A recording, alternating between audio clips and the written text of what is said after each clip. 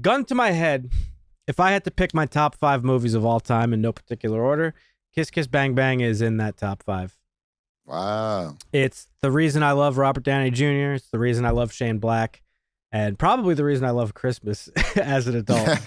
This is It's weird seeing RDJ look this young. Yeah. I think it was a lack of facial hair, really. Harry was a small-time crook. Oh, boy. Till he opened the door Oh, no, we're not ready for your audition. Just take him. He's ready. You ready, right? to a really big break. Quit acting like the good guy. You got your partner killed. You killed him. This is a movie that can be considered a hidden gem, if you will. Yep. Which I guess is I kind of haven't seen accurate. it, you know. Well, that's not shocking. But it was a box office flop when it came out. Came out back in 2005. This is based off of a novel called Bodies Are Where You Find Them. It stars Robert Downey Jr., as we just said, as Harry Lockhart, Val Kilmer as Gay Perry, and Michelle Monaghan as Harmony Faith Lane. Written and directed by Shane Black. Shane Black, Marvin, I don't know how familiar you are with him. I've talked about him a little bit here on the show, but he is he wrote the Lethal Weapon films back in the day, wrote The Monster Squad, The Last Boy Scout, Long Kiss Goodnight, as you mentioned. A lot of well-known movies all take place on Christmas. But this is his actual directorial debut. I think he knocked it out of the park for his first time, but that's just me. We'll find out what you guys think. Now, after accidentally stumbling into an audition while running away from the police during a botched robbery, our boy Harry is mistaken as a method actor during this audition. Yeah. And he ends up getting a call back and is flown out to LA for a screen test. He's paired with a private detective, Gay Perry, to help him prepare for the role. And they wind up in like a real actual murder mystery involving the alleged murder of Harmony's sister in the film. Right. For starters, she's been fucked more times than she's had hot meals. You know, I heard about that. It was neck and neck, and then she skipped lunch. You mentioned Robert Downey Jr. being young. This is actually technically Robert Downey Jr.'s comeback film after his years of bad press due to addiction and stuff like that. Oh, shit. Okay. Got yayoed out of his mind and went into rehab. Yeah, he had quite a few years of bad press and dealing with addiction and stuff like that. A lot of people credit Iron Man as sort of reviving his career, which certainly did. However, the reason Marvel contacted him to be Tony Stark is because of this movie. Kiss, Kiss, Get Bang Bang right here. That's huge. And RDJ still calls this his favorite film that he's been in. That says a lot. In fact, Johnny Knoxville was initially wanted for the role of Harry, and they ended up going. Wow. Shane Black ended up taking a chance on Robert Downey Jr. Thank God. Yeah, right. And I mean, I love Knoxville, but Knoxville would have he's killed not it. really an actor, I don't think. Yeah, he is. he's all right in some things. I don't know. He knows how to take a kick to the balls. Yeah. I'll give him that. He's no Robert Downey Jr. He's no Robert Downey Jr. for sure. Hi, I'm Johnny Knoxville. Welcome to Jackass. Likewise, Val Kilmer's career was in kind of a slump around this time as well, and they took a chance on him. Unfortunately, his career didn't have the same type of bounce back that RDJ's did after this. But Harrison Ford was initially up for the role of Gay Perry, which I think would have been Jesus Christ. extremely interesting. They should just remake it with Harrison Ford and Johnny Knoxville. And Knoxville, that'd be fucking hilarious. Could you imagine? Maybe they could do an grumpy- SNL skit on this. Be Yeah. a geriatric movie at this point. Right. Could you imagine grumpy ass Harrison Ford as Gay Hell Perry? no. Oh my God. Yeah, and It would be a more serious, like it would be like way more serious with Harrison Ford as Gay Perry. and this is actually Michelle Monaghan's breakout role. I actually really love her. She's great. Yes, you do, Dan. Yeah. She's very attractive as well, but I do like her as an actress. My sister was murdered. Are you gonna help me? I gotta check my schedule. Can you help me, Harry? Because you're not gonna help me to find somebody else. So sometimes I have other. My caseload is pretty. Thank you.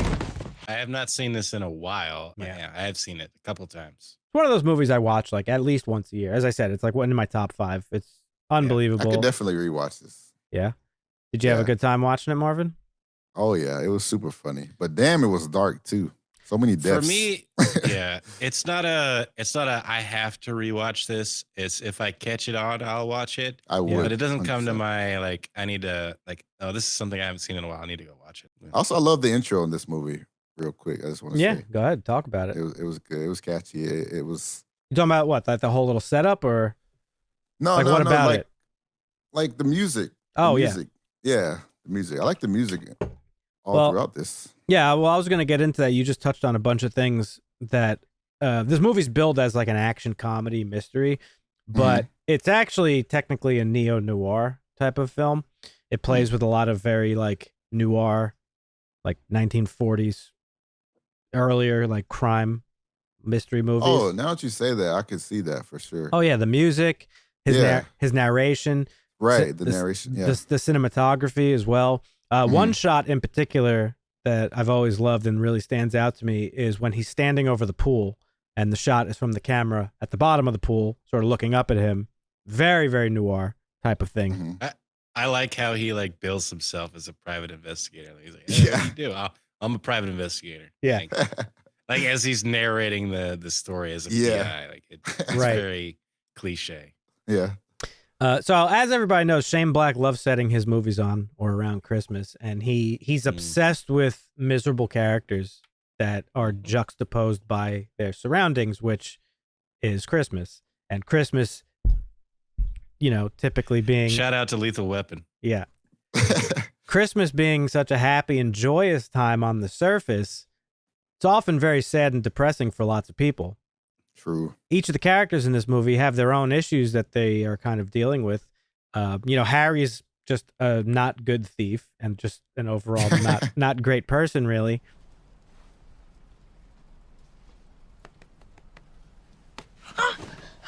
There's nothing. What? No, I didn't do anything. What the hell are you doing? Honey, I didn't do anything. Harry, you're grabbing my tit. No, there was a spider. There was a big spider. Oh, please. I swear. Gay Perry's not a nice guy. Basically a killer, essentially.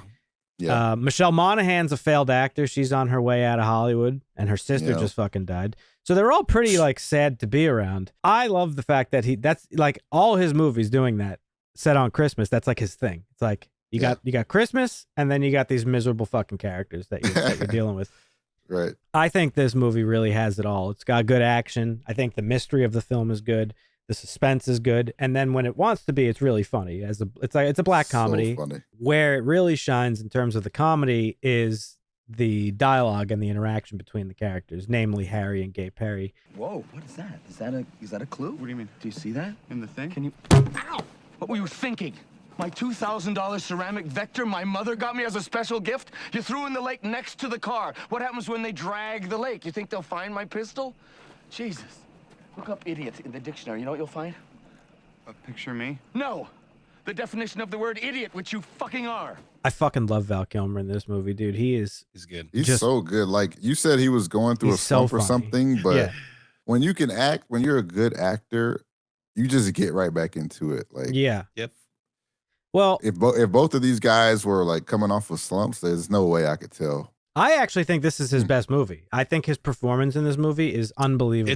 It's up there. He's as far as acting chops goes, absolutely. His delivery is great. And again, maybe that's credit to the writing as well, because Gay Perry, just as a character, is fucking hilarious. Yeah. I love that Gay Perry uses people's homophobia as like his main weapon. Yeah. Speaking to that, the movie it uses a technique called callback cinema, where things are set up like way earlier in a film. Like several times they'll like mention something without any payoff, and then it eventually pays off. And that in this movie was his gun. His gun, yeah. They mentioned it many times, and of course he finally uses it.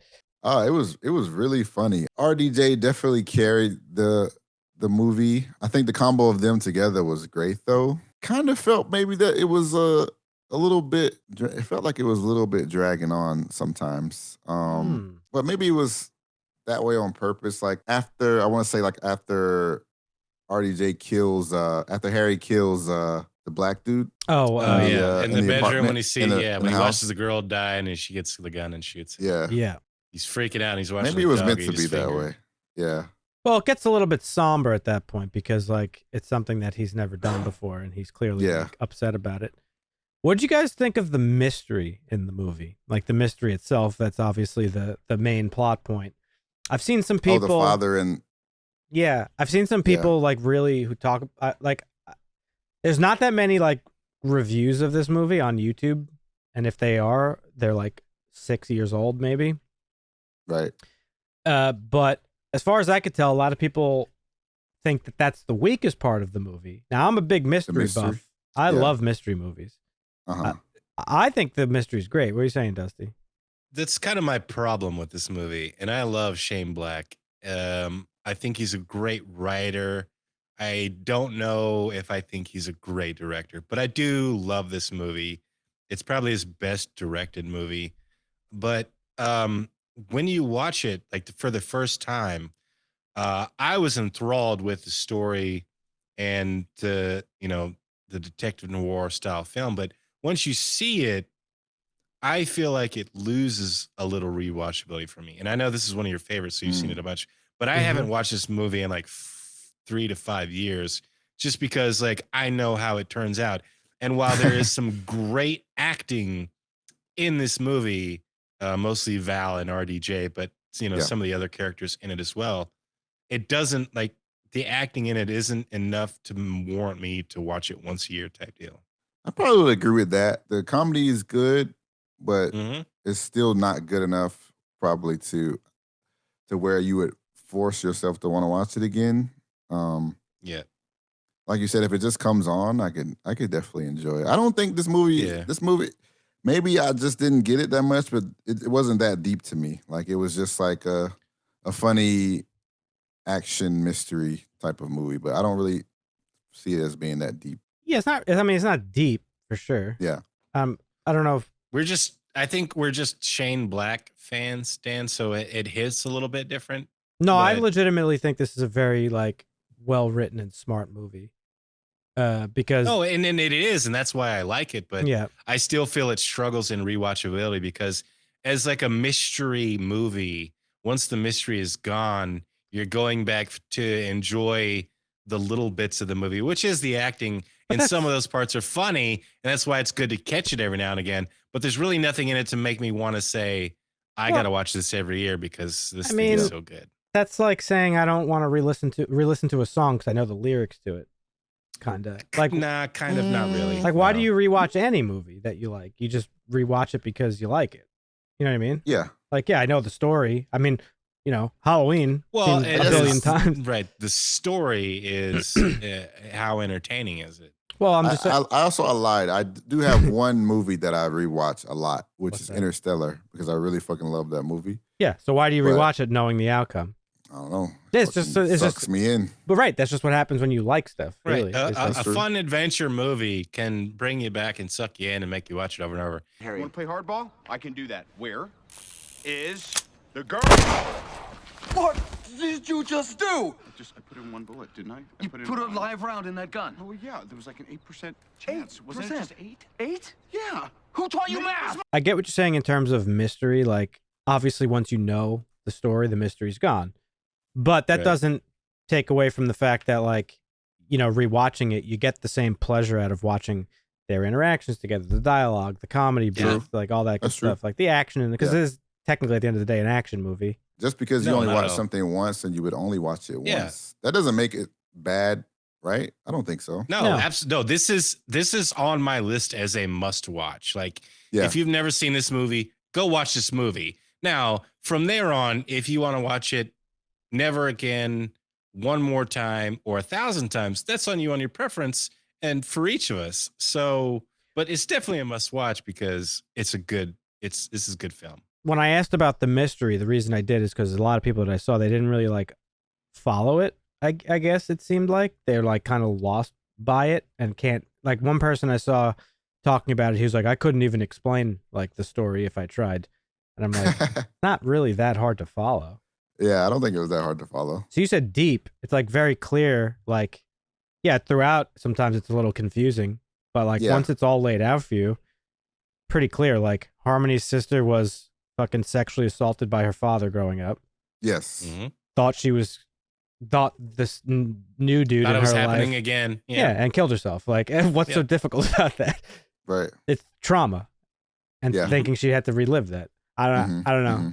So I didn't get that. It wasn't really a criticism. I was just like, really, like this is hard to follow. I don't know. All around, love the movie. Acting, story, music, like everything you want in a movie. I'm here for it. If you guys haven't seen it, Dusty probably has since he's the Shane Black guy, Marvin. But if you want a nice follow-up to this movie, watch The Nice Guys. Came out a couple years ago with Russell Crowe and Ryan Gosling. And The Nice Guys is kind of like the spiritual successor to Kiss Kiss Bang Bang. Okay. Another phenomenal movie. Not as good, but very good movie nonetheless. Okay. But again, I'm a Shane Black fucking fanboy. I'll watch whatever this guy fucking does, including. I don't know if I could pick a favorite Shane Black because it's this one with Long Kiss Goodnight being a very, very close second. My buddy Ed, shout out to Ed once again. Shout out. Fucking absolutely hates Iron Man 3. So one year I was like, bro, you just don't get Shane Black. Same thing with like Thor. Anybody that doesn't like Thor, my go-to is like, you just don't get fucking Taika's comedy. Yeah, you just don't get it. So I sat down, I made Ed watch Kiss Kiss Bang Bang. I made him watch fucking Long Kiss Goodnight. And I was like, now that you have an understanding of he liked those movies, but it didn't improve his position on Iron Man at all. Oh, hell. Kiss me. What? Kiss me? No. These lessons suck. 7.5 on IMDb. That's high score. That is high for Kiss Kiss Bang Bang. I'm giving it an 8. I'm going a little bit higher. Yeah. It's not my favorite Shane Black. I'm giving it a 7. Okay. Still high. He's written some I think I'm going to give it a 7 too. I'm going to give it a 7. Well, there you have it, folks. Kiss Kiss Bang Bang. If you have watched it, let us know in the comments what you thought about it. If you haven't watched it, unanimously, we're telling you to go check it out. Great movie. Yes, must watch. Do us a favor and like the video if you liked the video. And consider subscribing if you have not done so already. We have a lot of other movie reviews on the channel and television shows. So click on that playlist over there to see other movies we've talked about. And we'll catch you in the next one. See ya. Hasta.